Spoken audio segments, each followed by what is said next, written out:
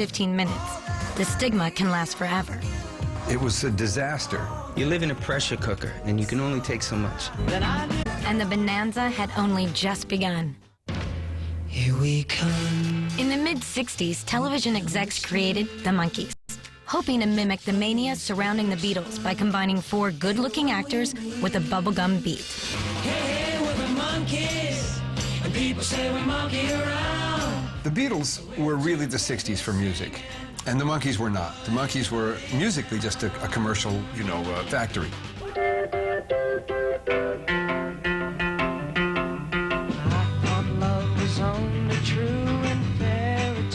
I never really thought about what the material was at the time. I only came in to do the job I was hired to do. I was hired to be an actor in a TV show which was about a rock and roll band.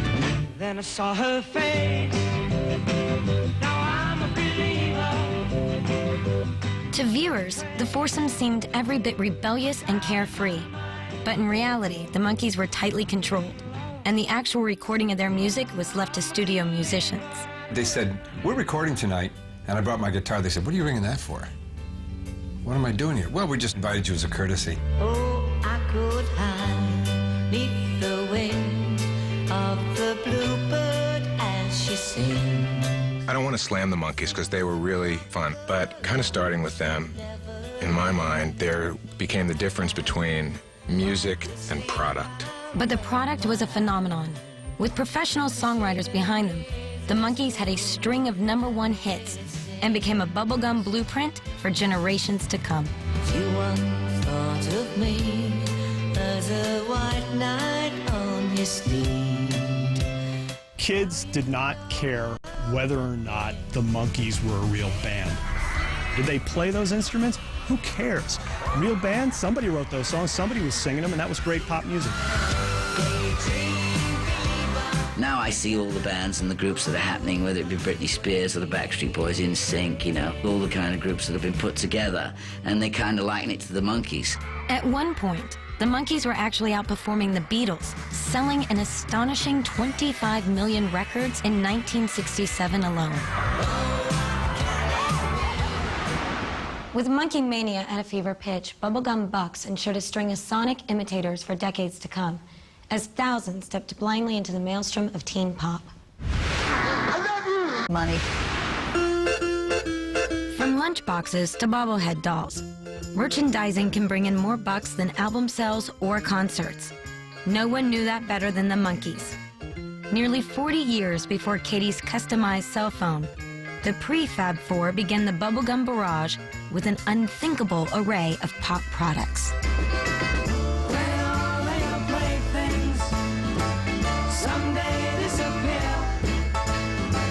The Monkees were created basically as a licensing group. The music was great, but basically they were a group based on image, and these boys fit the suits, and that's why they were hired for this job.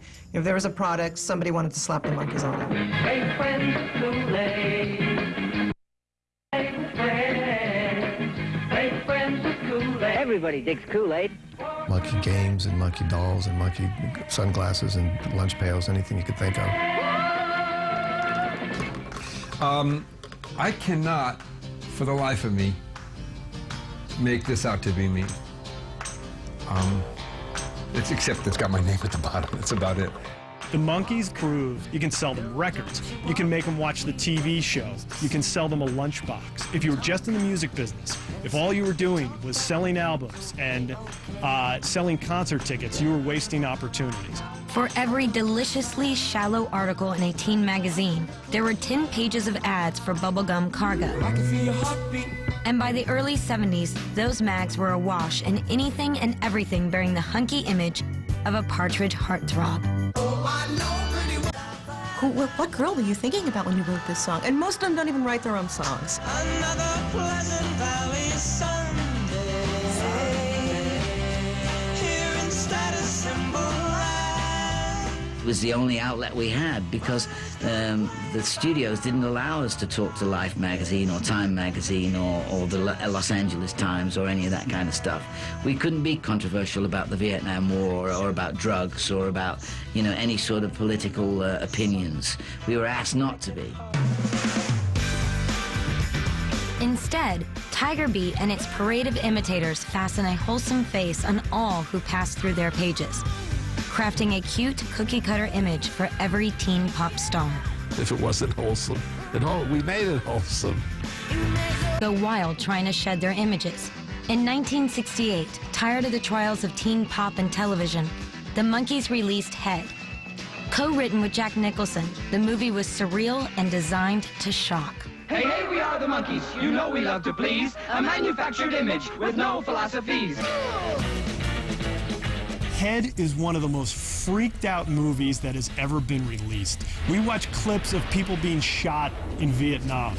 We watch a woman making out with 2 different monkeys at once. It is a crazy drug trip of a film, and it was their way of absolutely tearing down their image and what came before them. All right, now jump up and down a little. Jump into fellas, this? get lost What in is it. this? There you go. Very good. Look, you're supposed to be danger, fellas. Will you work at it, please? Jump up and down a little bit.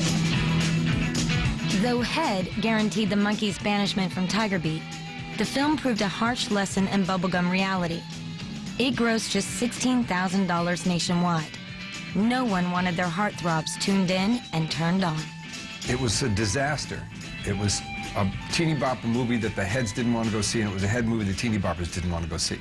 I don't know what I'm up against. I don't know what it's all. Exorcising the bubblegum demon has remained a trial for teen pop stars ever since. Have you ever been that much harder? For 40 saccharine years, pop hopefuls have scaled the sugar-coated slopes of Bubblegum Hill for 1 second of sunshine. But few who brave the climb can avoid the nasty descent that follows. The industry just gobbled. Correct. But cold realities and shell-shock survivors won't change one essential fact. That is one